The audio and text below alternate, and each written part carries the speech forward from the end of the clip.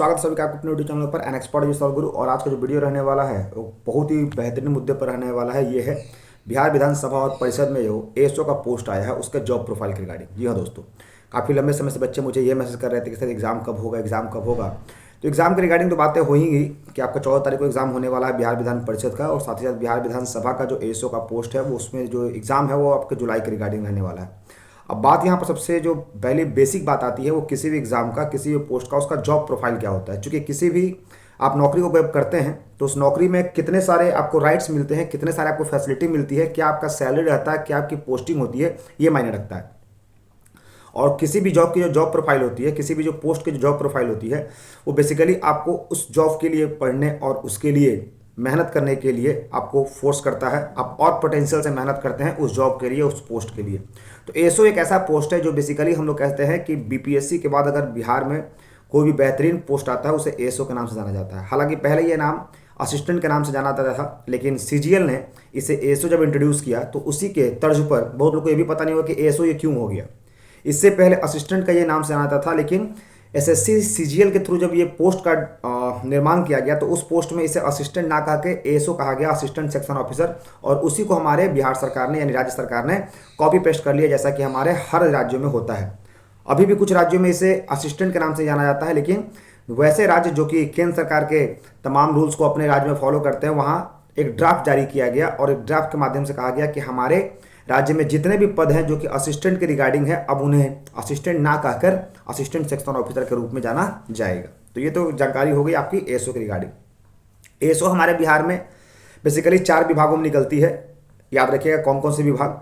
पहले विभाग हमारी होती है तो हमारे देश के और हमारे राज्य का जो हाई कोर्ट होता है उसमें एएसओ का पोस्ट निकलता है, जैसा कि अभी हाल ही में निकला हुआ है। तो पहले उसे असिस्टेंट बोलते थे, अब उसे एएसओ बोलेंगे, यानी हाई कोर्ट में निकलता है।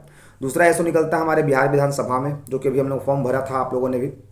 असिस्टेंट फिर एक और निकलता है बिहार विधान परिषद में, और एक निकलता है हमारा बिहार सरकार में जो सचिवालय है, जो कि इस बार हमारे सचिवालय सहायक जो गए थे अब वो एएसओ के नाम से जाने जाएंगे। ठीक है, तो 4 जगह पर एएसओ का पोस्ट निकलता है। ठीक है, इतना डिटेल में आपको कोई नहीं बताएगा जो मैं आपको बताने जा रहा हूँ। हाँ, लेकिन वीडियो को शुरू करने से पहले जो नए बच्चों को देख रहे हैं उनको बताना चाहता हूँ कि चैनल पर आपको बिहार के सभी एग्जाम के बारे में सबसे पहले लेटेस्ट नोटिफिकेशन बताया जाता है। लेकिन खास तौर पर 2 एग्जाम को मैं बेसिकली टारगेट करता हूँ, क्योंकि इस एग्जाम को टारगेट बिहार में इससे पहले कोई नहीं करता था। अब तो बहुत लोग करना शुरू कर दिए हैं, लेकिन फिर भी सबसे पहले अपडेट आपको इसी चैनल पर मिलता है, वो है बिहार विधानसभा और बिहार विधान परिषद के जितने भी पद होते हैं उन सबसे पहले लेटेस्ट अपडेट आपको यहीं पर मिलता है। इसलिए वैसे बच्चे जो किसी भी एग्जाम की तैयारी कर रहे हो हमारे चैनल को सब्सक्राइब कर बेल आइकन हिट कर लेंगे, साथ ही साथ इस वीडियो को अपने दोस्तों को भी शेयर कर देंगे। और अगर वीडियो अच्छा लगेगा तो इस वीडियो को लाइक जरूर करेंगे और अपने कमेंट को दीजिएगा सर आपको कैसा लगा वीडियो। ठीक है, अब बात करते हैं जॉब प्रोफाइल एएसओ का क्या होता है। तो एएसओ का अगर बात करते हैं तो सबसे पहले बात करते हैं फैसिलिटी क्या क्या मिलता है। तो एक एएसओ को फैसिलिटी में एचआरए मिलेगा, उसको हाउस रेंट दिया जाता है, उसको मेडिकल मिलेगा, उसको टीए मिलेगा, ट्रांसपोर्ट अलाउंस यानी अगर उसका व्हीकल है, अपनी गाड़ी है तो उसको पेट्रोल का खर्चा मिलता है।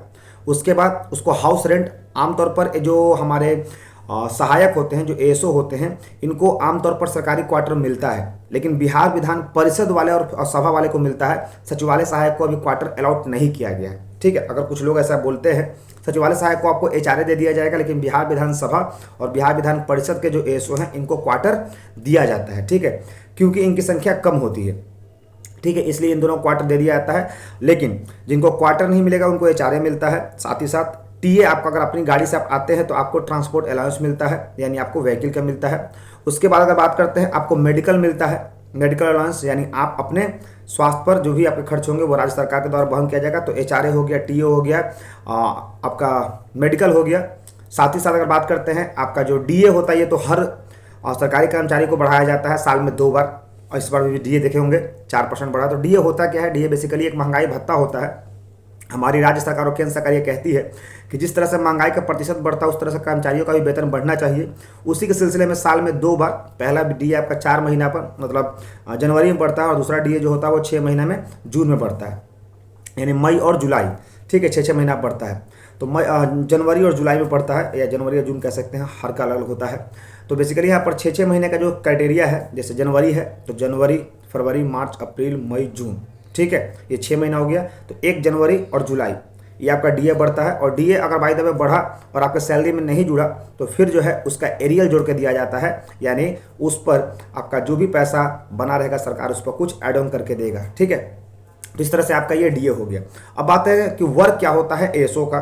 देखिए एएसओ का वर्क जो होता है ये कह सकते हैं आपका डिपार्टमेंट टू डिपार्टमेंट वेरी करता है, लेकिन एक कॉमन चीज़ सब में होती है, वो होता है एएसओ का। कि एएसओ का जो बेसिकली काम होता है वो काम होता है ड्राफ्टिंग एंड कह सकते हैं एक तरह सॉर्टिंग द लेटर। आमतौर पर जैसे कि बाद में मैं आपको एग्जांपल देता हूँ, बिहार विधान परिषद में एएसओ का क्या फंक्शन अभी वर्तमान में है। एएसओ में बिहार विधान परिषद की बात करते हैं तो यहाँ बेसिकली एमएलसी होते हैं। कौन होते हैं? एमएलसी। एमएलसी की संख्या अभी वर्तमान में कितनी है?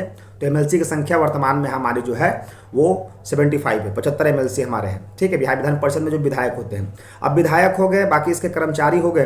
तो विधायक हो गए और इनके कर्मचारी हो गई तो इनकी पेंशन, एमएलसी रिटायर करेंगे तो पेंशन तो मिलेगा ना भाई। तो इनकी पेंशन के रिगार्डिंग कि किसका क्या पेंशन का जोड़ के मिलना है, पेंशन में क्या एड ऑन होना है, पेंशन से क्या घटाना है, ये सारे चीज़ें आप सॉर्ट करके अपने सिस्टम पर सॉर्ट करोगे और फिर आप अपने नीचे जो है वो डीईओ को भेजोगे और फिर जब वहाँ से फाइनली वो सर्कुलेट हो जाएगा तो आप जा करके जो आपके जैसे आपके डायरेक्टर हैं के सिंह, कमलेंद्र कुमार सिंह, उनके जाके ऑफिस में या उनके चैम्बर में जाकर के ये चीज़ों को पीयून के द्वारा भिजवा दोगे कि भाई देख लो इस पर साइन करना है। यानी आप जो होंगे वो अपने सीनियर अधिकारी के बाद दूसरे से व्यक्ति होंगे जिससे वो लेटर पास थ्रू होगा। यानी आप जो है वो फाइनल चेकअप करके अपने सीनियर को दोगे और सीनियर उस पर साइन करके उसको मतलब कह सकते हैं उस चीज़ का निपटारा कर देंगे।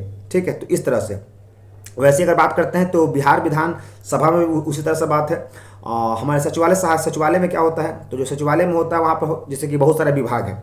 अब बहुत सारा विभाग जैसे मान लो कि एक स्वास्थ्य विभाग है और स्वास्थ्य विभाग का कर्मचारी का कोई वेतन रुका हुआ है।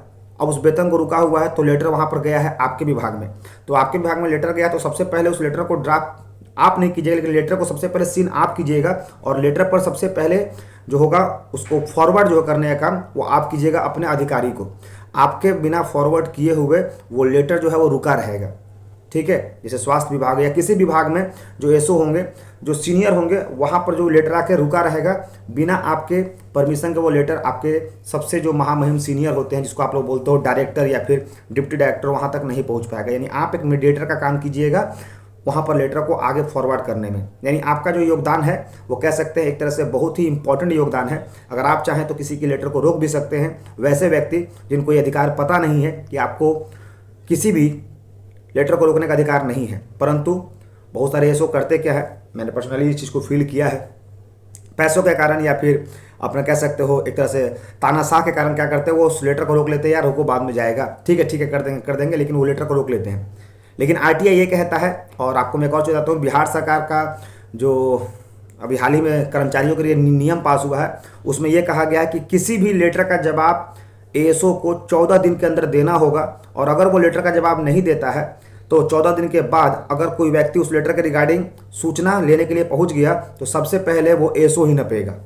ये इंटरनल आपको बता रहा हूँ, जो बच्चे को नहीं पता होगा तो उनके लिए 14 दिन के अंदर आप उस लेटर पर या तो हाँ या तो ना बताना पड़ेगा कि क्या इस लेटर को पास करना है या नहीं करना। अगर नहीं करना है तो उसके लिए भी प्रावधान है, और करना है तो उसके लिए प्रावधान है। ठीक है, तो आपको करना होगा, लेकिन 99% लोगों को ये पता नहीं होता है, इसलिए वो थोड़ा सा जा करके आपसे रिक्वेस्ट करते हैं कि सर थोड़ा कर दीजिए, और ऊपरवार पैसे जो होती है वो अलग बात है। अब बात होती है सैलरी।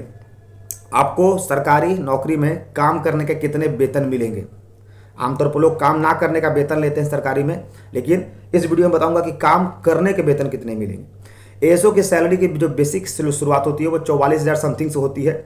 बेसिक मतलब बिना एड ऑन, सब ऐड करके इस बार जो एएसओ बच्चा ज्वाइन किया था, एएसओ यानी पिछली बार जो ज्वाइन किया था, उसकी इन हैंड सैलरी अकाउंट में गिर रही है 71,000। कितनी गिर रही है? 71,000 उसकी सैलरी अभी अकाउंट में गिर रही है। बनता कितना है? तो 81 उसका बन रहा है, 81,000 उसकी सैलरी बन रही है और 71,000 उसके अकाउंट में सैलरी गिर रहा है।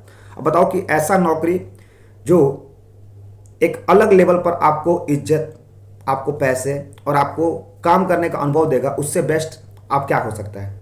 ठीक है, पोस्टिंग की बात करते हैं। आमतौर पर सभी लोग इस बात से डरते हैं कि नौकरी तो मिल गई लेकिन गांव में मिल गई, नौकरी तो मिल गई हमारे घर से दूर मिल गई। तो इस सिलसिले में ये नौकरी कहीं से भी काटने योग्य नहीं है। यानी जब तक आपकी नौकरी रहेगी आप पूरे समय पटना में ही अपना योगदान दीजिएगा, क्योंकि बिहार विधान परिषद के एएसओ का काम बिहार विधान परिषद में ही होगा।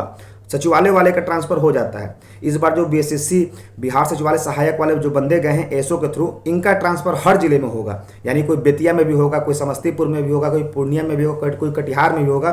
सभी को सचिवालय यहाँ पर नहीं दिया गया।